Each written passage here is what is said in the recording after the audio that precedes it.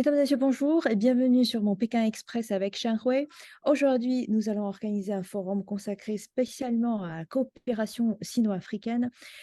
Et aujourd'hui, avec nous, trois invités très importants aujourd'hui. D'abord, monsieur l'ambassadeur Ali El Erfini, qui est ancien vice-ministre égyptien des Affaires étrangères. Vous avez aussi été ambassadeur en Chine et Madame Yutia, professeure à l'Institut de la nouvelle économie structurelle de l'Université de Pékin. Et aussi avec nous, Monsieur Yahya Zoubir, professeur senior en études internationales et directeur de recherche en géopolitique à Cage Business School. Bienvenue à vous trois. Le ministre chinois des Affaires étrangères, Qin Gang, a été invité à se rendre en Éthiopie, au Gabon, en Angola, au Bénin, en Égypte, au siège de l'Union africaine et au siège de la Ligue des États arabes du 9 au 16 janvier. Comment évaluez-vous les fruits apportés à l'issue de cette première visite du ministre chinois des Affaires étrangères en ce début d'année 2023? Pour Monsieur l'ambassadeur, vous avez été ancien ministre égyptien des Affaires étrangères. Comment interprétez-vous ce geste chinois? Le simple fait de préserver la tradition chinoise qui a été maintenue maintenant pour presque 2 décennies. Le ministre chinois des Affaires étrangères, il s'adresse au continent africain, il commence ses tournées par le continent africain, il s'intéresse à renouveler le contact avec ses homologues qu'il rencontre tout le long de l'année à de maintes Oui. reprises, mais transmettre des messages très au niveau présidentiel, discuter des relations bilatérales. Il faut dire là, avant que l'occasion nous échappe, que la Chine n'a jamais colonisé un pays africain, tout le long de son histoire. Elle ne force jamais les pays africains pour prendre deux positions concernant certains problèmes où la Chine est partie prenante. Ils respectent toujours la souveraineté des pays africains. Il n'y a pas de Oui. conditionnalité. Madame Lutia, vous avez travaillé étroitement avec l'Afrique et comment voyez-vous ce déplacement du ministre chinois des Affaires étrangères en ce début d'année 2023? Oui, comme on sait, c'est déjà comme une tradition. Et il y a déjà 33 ans que les premières visites officielles conduites par le ministre des Affaires étrangères pour le début de chaque année, c'est commencé ou bien c'est chez les pays africains. Et surtout, je pense que pour cette année, après 3 ans, l'impact de la pandémie, et je pense que la visite du ministre Qin Gang est très attendue par les pays africains et aussi même par les investisseurs chinois. Et aussi, je pense, à partir du 8 janvier, le voyage entre la Chine et d'autres pays est devenu beaucoup plus facile. Et c'est une très Mm. bonne nouvelle pour tout le monde. Et ça fait plus de, par exemple, moi-même, ça fait plus de 10 ans que je travaille avec les pays africains. Et pour, premièrement, étant investisseur chinoise en Afrique dans le domaine de l'énergie et de mines, et aussi après, travailler dans l'université de Pékin, je sers comme Mm. consultant pour les pays Mm. africains. Donc, Mm. aujourd'hui, je me souviens encore mon premier pas en Afrique, c'était en Guinée, un très beau pays. Et aussi mon Mm. dernier voyage en Afrique avant la pandémie, c'était au Bénin en Mm. janvier 2020. Et donc, durant les 3 dernières années, bien que le voyage est devenu très difficile, mais la Chine et l'Afrique continuent à développer la coopération économique. Et durant ces 3 années-là, je rencontre Oui. souvent les ambassadeurs africains et leurs collègues à Pékin et on participe à la téléconférence avec nos amis en Afrique et pour discuter les projets de coopération. Et, mais franchement dit, rien ne remplace des rencontres face à face. Oui, je pense que les fruits de cette visite se fera sentir très vite sur le plan économique. Comme Mm. j'ai déjà connu certains investisseurs chinois qui sont déjà très, très impatients pour aller en Afrique et afin de mettre en place leur projet. Oui. Mmh. Et Monsieur Zoubir, vous êtes professeur senior en études internationales et aussi vous êtes directeur de recherche en géopolitique. Donc vous êtes politologue, vous travaillez en France en ce moment. Donc, comment interprétez-vous, comment voyez-vous de Et France? nous allons voir que ça va être encore plus important maintenant avec l'ouverture après la pandémie, parce que pendant la pandémie, il y a eu une souffrance de l'Afrique, mais aussi d'autres pays, hein, il faut le dire. Mais la Chine, pendant cette période-là, n'était pas en reste. Elle a beaucoup aidé sur le plan sanitaire, elle a beaucoup aidé les pays africains au point où maintenant, où nous avons des productions de vaccins en Égypte, en Algérie, au Maroc et dans les pays, dans les Émirats arabes. Donc, il y a cette coopération qui a beaucoup augmenté. Et la Chine pour l'Afrique, la Chine ne sera rien sans l'Afrique et l'Afrique ne sera rien sans la Mmh. Chine. Si vous voulez que Donc je on le sent dise bien qu'il y a d'une un manière lien très fort. voilà. C'est un lien très fort et il y a des complémentarités. Il y a, par exemple, si vous vous souvenez, lors de la huitième conférence de FOCAC, hein, de la coopération Afrique-Chine, il y a eu les 9 projets dont a parlé M. Xi Jinping, qui va maintenant, avec cette ouverture, une concrétisation de tous ces projets. Et j'ai vu que pendant le déplacement de M. Qin Gang, vous avez aussi les 4 points qu'il a énumérés. Et il y a un accent maintenant sur les relations personnelles, les relations humaines, le tourisme. Mmh. Il y a beaucoup, beaucoup, beaucoup d'éléments qui vont Oui, être justement, beaucoup de champs développés à coopérer entre la Chine et ensemble. l'Afrique. Donc, nous allons, et bien sûr, aborder ces questions durant le restant de ce mini-forum. Et j'aimerais bien qu'on revienne sur la position de la Chine aujourd'hui en lien avec l'Afrique. Monsieur l'ambassadeur, monsieur Ali El Erfeni, vous étiez en Chine aussi en tant qu'ambassadeur et vous étiez aussi ancien vice-ministre égyptien des Affaires étrangères. Et il faut également rappeler, vous avez témoigné d'une certaine manière, en fait, l'histoire entre la Chine et l'Égypte et aussi l'histoire entre la Chine et l'Afrique. Il faut rappeler que le 11 janvier 2023, le ministre chinois des Affaires étrangères, Qin Gang, et le président de la Commission de l'Union africaine, Moussa Faki Mahamat, ont rencontré conjointement les journalistes. Et quand Qin Gang a été interrogé par les journalistes internationaux, eh bien, il a déclaré qu'en revenant donc sur le deuxième sommet États-Unis-Afrique, Qin Gang, il a dit que l'Afrique devrait être une grande scène pour la coopération internationale plutôt qu'une arène de lutte pour les jeux des grandes puissances. Comment interprétez-vous cette phrase? Je suis tout à fait raison avec Son Excellence le ministre. Euh, pour les Africains, nous ne voyons pas les choses comme ça se voit dans certaines capitales. Nous voyons les choses exactement comme la Chine les Mm, voit.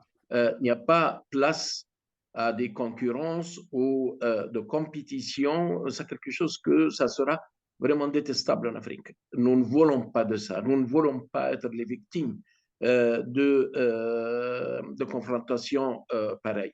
Nous aimerons préserver nos partenariats avec nos différents partenaires, et ils sont nombreux, à la tête de qui ou desquels vient la Chine. Pourquoi la Chine? Parce que la Chine a présenté dans une période assez courte davantage d'aide, d'assistance à l'Afrique par rapport aux autres partenaires, aux autres puissances internationales. Et, mm, et, et, et plus particulièrement dans le domaine de l'infrastructure. Et mm, nous, en Afrique, nous avons besoin de cette infrastructure, que ce soit les routes, les chemins de fer, les aéroports, les ports. Nous avons besoin de cette assistance et la Chine est venue à notre aide et a fait cette grande différence. On ne l'a pas vu avec les autres partenaires. La visite du ministre cette fois-ci, elle est d'une certaine particularité. Pourquoi? Parce qu'il vient à un moment après avoir subi les conséquences de la pandémie qui a duré pour 3 ans. Ça a été tellement coûteuse pour nos économies, tous, y compris la Chine, et il est temps Pour les économies du monde entier. faire, et de faire transformer les défis auxquels nous sommes confrontés par Oui. la pandémie, mais également par la guerre en Ukraine. Et les transformer en des opportunités. Et lorsqu'on parle des opportunités, il y a trop d'opportunités en ce qui concerne une coopération assez fructueuse pour les deux parties, pour la Chine et pour l'Afrique durant les années à venir. Mais vraiment, en Afrique, nous sommes confrontés à des moments tellement difficiles ces temps-ci que la coopération de la Chine représente davantage d'importance pour nous. La coopération, ce n'est pas une concurrence des grandes puissances, mais c'est doit être une scène pour la coopération internationale. Est-ce que vous partagez la vision de Monsieur l'ambassadeur Refini et de votre point de vue, comment voyez-vous le rôle Oui, de la je Chine aujourd'hui sur la scène partage ce internationale? point de vue. Quand vous voyez du point de vue africain, j'étais à Addis Ababa il n'y a pas très longtemps et j'ai discuté avec pas mal de responsables africains. C'est de dire, nous avons besoin de coopération et nous ne voulons pas que ceux qui viennent aujourd'hui pour nous aider, de dire qu'ils vont nous aider uniquement en réaction à la bonne relation qui existe entre la Chine et l'Afrique, c'est-à-dire de s'opposer, de contrecarrer la politique chinoise en Afrique ou la politique de la Russie. Mais une coopération internationale, elle peut se faire d'un point de vue trilatéral, c'est-à-dire de tous les grandes puissances qui aideraient au développement. Maintenant, la grande différence, c'est que la Chine met beaucoup plus l'accent sur le développement en Afrique, l'éradication de la pauvreté, de nouveaux programmes qui dépassent l'infrastructure. Mais surtout, l'infrastructure a été un élément très important pour la croissance des pays africains. Donc, si les autres puissances sont intéressées par le développement, il peut y avoir une coopération beaucoup plus large qui bénéficierait les pays africains. Mais si c'est pour d'autres, avec des arrière-pensées sur le plan sécuritaire ou autre, ou pour contrecarrer une puissance ou une autre, les Africains ne sont pas intéressés par ce genre d'intervention dans leurs États. Ce qu'ils veulent, Ça revient c'est aussi une aux intérêts coopération réelle. du continent africain. Voilà. Donc, c'est Oui, une et Madame Lydia? coopération qui soit saine, qui porte au développement, de faire sortir ces pays du sous-développement. Et c'est ce qui fait, qui est vraiment, qui est attrayant enfin, du point de vue africain par rapport à la Chine, c'est sans non-interférence dans les affaires internes des pays, ni leur imposer un point de vue, c'est-à-dire que la Chine a un point de vue westphalien que les Africains considèrent comme étant le plus approprié, c'est-à-dire on fait notre développement de manière interne. Ceux qui sont intéressés par la coopération, nous sommes prêts à coopérer, mais n'interférez pas dans nos affaires intérieures et respectez notre intégrité territoriale et autres, et notre souveraineté nationale. Donc, on est parfois, il y a des éléments qui sont contradictoires, qui viennent disons, de ceux qui ont des puissances hégémoniques. Voilà. Donc, Oui, justement, je on me a permets de le plus dire parce que d'accent sur quand le on voit multilatéralisme. Oui, quand on Oui, voit qu'il y allez-y. a une certaine concurrence entre les grandes puissances dans l'Afrique, je ne pense pas que c'est aussi ce qu'a souhaité les Africains. Quand on constate qu'il y a des des concurrences entre les grandes puissances qui sont souvent péjoratifs en fait au développement de l'économie africaine. Ce n'est pas souhaitable ni pour la Chine et ni pour l'Afrique. Exactement. C'est-à-dire que, encore une fois, d'un point de vue africain, on ne veut pas l'imposition d'un système ou d'un modèle. Mm. Par exemple, la Chine propose un Mm. modèle de Oui, développement, mais n'essaie pas de oui. l'imposer, de dire, voilà, c'est le meilleur système. La question qui se Mm. pose, elle est du point de vue des intentions. Quelles sont les intentions des puissances étrangères en Afrique dans le Oui. processus de développement? Est-ce que l'idée est d'aider l'Afrique à se développer ou bien une présence qui est plus individuelle ou, disons, plus égoïste, c'est-à-dire de venir pour servir ses propres intérêts plutôt que les intérêts des peuples et des gouvernements africains. Donc, la concurrence, si elle est au point de vue de l'assistance, du développement et autres, elle est la bienvenue, évidemment. Mais quand elle a des arrière-pensées, c'est ce que rejettent les pays africains en général. Donc, Madame Guitia, vous travaillez dans ce domaine depuis une dizaine d'années, dans le développement, dans la relance de l'économie pour un pays en particulier.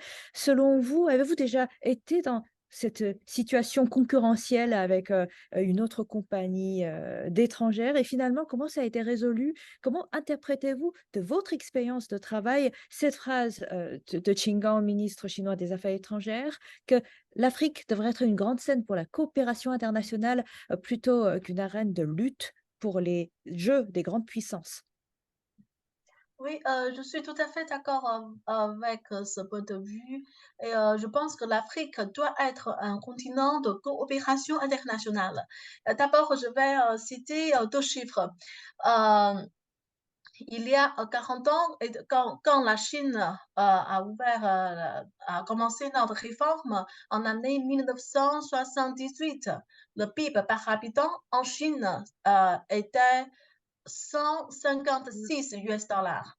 Et en ce moment-là, le PIB ou bien oui, le revenu par habitant pour les pays africains subsahariens était 990 US dollars. C'est-à-dire la Chine a commencé à développer au niveau juste un tiers du revenu par habitant de l'Afrique. Mais pendant les 40 ans, la Chine, c'est vrai que l'économie chinoise a connu une très forte croissance. Donc, le point commun entre la Chine et l'Afrique, c'est on est toujours l'économie en développement. Donc, je pense que beaucoup de pays africains voudraient savoir parce on a les conditions préliminaires similaires. Donc, c'est en comparaison avec les pays développés, l'expérience de Chine, ça sera utile pour les pays africains.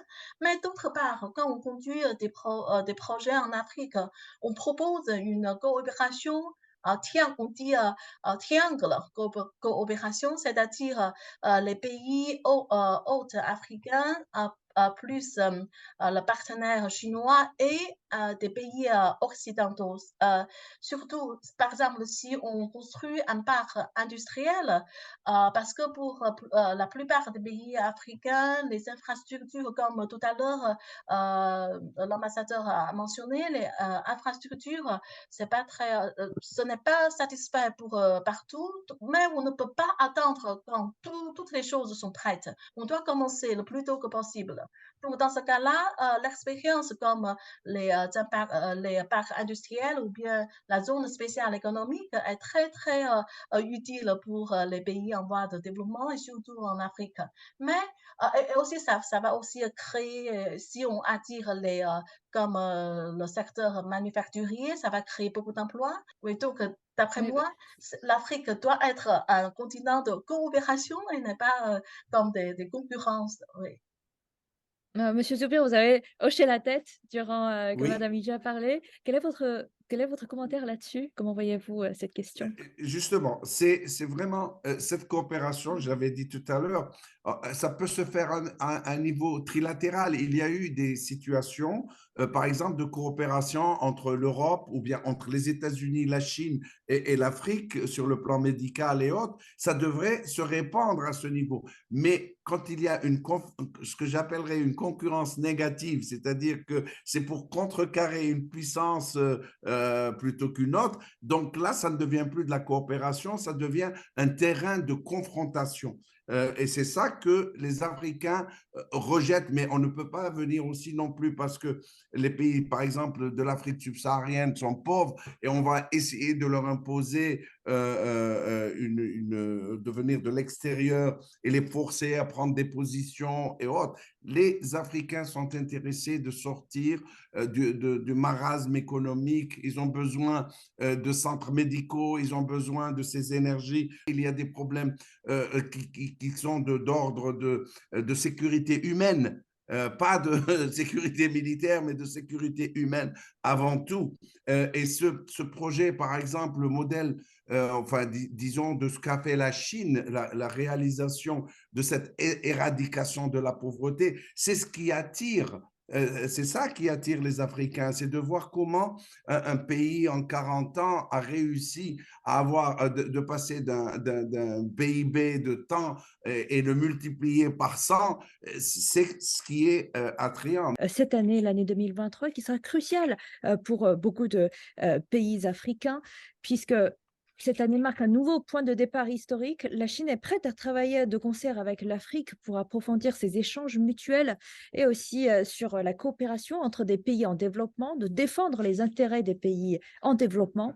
Et lors de la conférence de presse, M. Chin a également avancé une proposition en 4 points qu'avait mentionné tout à l'heure M. Zoubir sur le développement, sur ce qu'il attend d'une relation de bonne santé entre la Chine et l'Afrique. Quelle perspective proposez-vous pour la coopération entre les deux parties pour l'année 2023? Monsieur Zoubir? L'infrastructure est très importante. Bien évidemment, on ne peut pas tout faire à la fois, mais déjà avoir des centaines de milliers de kilomètres de routes, de nouvelles routes, par exemple la transsaharienne qui a été pratiquement terminée, qui va d'Alger jusqu'à Lagos et d'autres, des barrages qui sont en train d'être construits pour l'eau, pour l'utilisation de l'eau dans l'agriculture, etc. Tout ça est très important pour le développement de l'Afrique. Ce n'est pas uniquement de l'Afrique, mais pour le monde entier, de se focaliser beaucoup plus sur cette coopération et ce multilatéralisme, c'est-à-dire de s'engager dans les nouvelles perspectives du développement global, international, etc., plutôt que dans des situations de conflit, des chrysogènes qui n'aident pas l'humanité. Monsieur l'ambassadeur, Monsieur Ali El Ravni, vous êtes d'accord? Comment voyez-vous les perspectives entre les deux parties pour l'année 2023? Je suis tout à fait d'accord avec ce qui vient d'être dit. Je souhaite souligner trois aspects là. D'abord, nous, en Afrique, nous souhaitons devenir autodépendants. Nous souhaitons aboutir au stade où nous ne serons plus dépendants d'autres puissances. Nous souhaitons être autodépendants. La Chine reconnaît l'importance de saisir ce sens et de se mettre au travail pour le réaliser. L'autre chose, c'est de devenir autosuffisant. Regardez le problème auquel nous faisons face maintenant avec la crise d'alimentation qui a été créée par la guerre en Ukraine. Alors là, il faut se pencher davantage sur l'agriculture. Il faut que nous nous transformons en des pays qui sont davantage producteurs de nos besoins quotidiens, l'alimentation. pour ne pas subir les mêmes effets des crises quelconques ou d'autres crises qui sont plus alarmantes et plus importantes. La troisième chose, il faut se mettre à la tête que l'Afrique, et selon certaines études, vers l'année 2060, peut-être avant, le nombre d'habitants en Afrique va être doublé. Alors, nous parlons aujourd'hui de 1,3, ce sera 2,5, 2,6. Et là, nous avons besoin davantage d'offres d'emploi à créer. Et c'est pourquoi nous souhaitons que la coopération avec la Chine se penche dans les années à venir vers la localisation des industries, mais pas simplement n'importe quelle industrie, des industries qui créent encore plus les opportunités d'offres d'emploi, les chances d'offres d'emploi. Sinon, comment nous allons fournir ces offres d'emploi à notre jeunesse qui va doubler en nombre et encore plus dans quelques années? Les années 60, c'est dans 30 ans. C'est pas si loin. Alors là, il faut faire très attention en tant qu'Africains et nos partenaires et surtout la Chine qui a fourni tout genre d'assistance et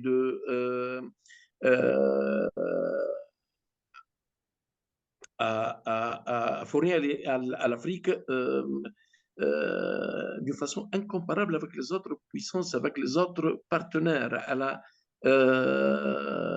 fourni trop de choses, mais c'est pas simplement, ça ne va pas dans le sens de réaliser de profit simplement pour l'Afrique, mais c'est profitable également pour la Chine. Alors, je crois que il faut pousser cette coopération entre les deux parties d'une façon qui sera rentable et qui prend en compte les défis des années à venir. Oui, justement, vous avez parlé de l'importance de la création de l'emploi, surtout de la création de l'emploi de haute valeur ajoutée, surtout la localisation des emplois, la création des industries aussi en Afrique. Donc tout ça, c'est en lien avec la Chine, c'est en lien avec cette coopération ensemble entre l'Afrique et la Chine. Donc Madame Hutia, vous travaillez aussi dans ce domaine, dans le développement de l'économie, aussi attirer l'investissement chinois, attirer de l'industrie chinoise. Donc, pour vous, selon votre point de vue, comment faire d'ici 30 ans, d'ici 40 ans, qu'il y ait plus d'industries qui vont aller vers l'Afrique et surtout pour l'année 2023, comment voyez-vous les perspectives dans les projets dont la Chine et l'Afrique sont en train d'entreprendre en ce moment?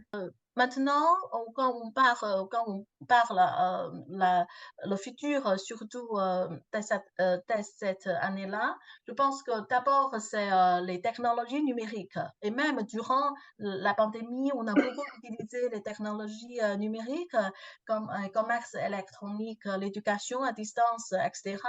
Donc, je pense que ce genre d'outils digitaux doivent être développés davantage, même après la pandémie. Aussi, quand on parle de l'infrastructure, bien sûr, dans les pays africains, on a les sociétés chinoises ont beaucoup construit des infrastructures dures, comme les chemins de fer, les barrages, etc. Mais maintenant, comme il y a 2 ans, le gouvernement chinois a déjà proposé notre objectif de la neutralité carbone. Donc, la Chine va aussi continuer à développer les énergies renouvelables en Afrique. Je travaille dans l'université étant un professeur, donc j'attends toujours les étudiants africains et qui peuvent arriver dans le campus. Pour le semestre à venir, je vais donner un cours concernant la nouvelle tendance de la globalisation et comment les pays en voie de développement et surtout les pays africains peuvent développer leur parc industriel pour attirer les investisseurs étrangers, etc. Donc, je pense que dans tous ces points-là, on a beaucoup de choses à faire pour les années à venir. Parfait. Et justement, un adjectif pour chacun, résumez vos perspectives pour l'année 2023, à commencer par Monsieur Zoubir. Quel sera l'adjectif que vous allez choisir?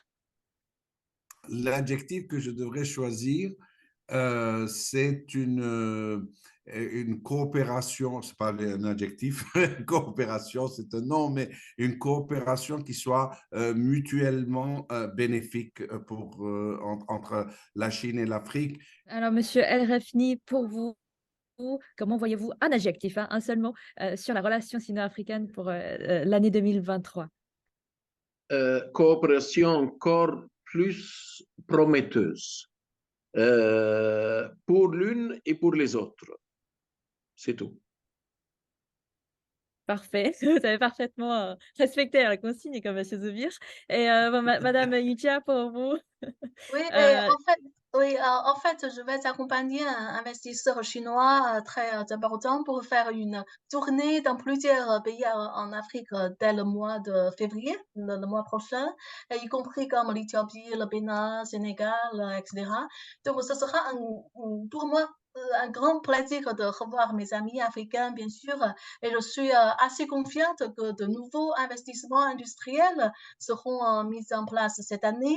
Et surtout, je vais mentionner que la mise en vigueur de l'accord de libre-échange en Afrique, je pense que ça va faire le continent encore plus prometteur et attractif pour les investisseurs du monde entier. Donc, je suis assez confiante et je serai ravie de rentrer le plus tôt que possible en Afrique. Ok, merci Madame Yutia, merci Monsieur Zoubir et merci Monsieur l'ambassadeur Ali El Rafni. Merci à vous trois d'avoir participé à ce forum et à cette discussion très enrichissante entre le futur de coopération entre la Chine et l'Afrique. Encore merci à vous trois d'avoir participé à ce forum de mon Pékin Express avec Shenhui et je vous dis à très bientôt. Merci. Merci. À bientôt. Merci, à bientôt. Merci.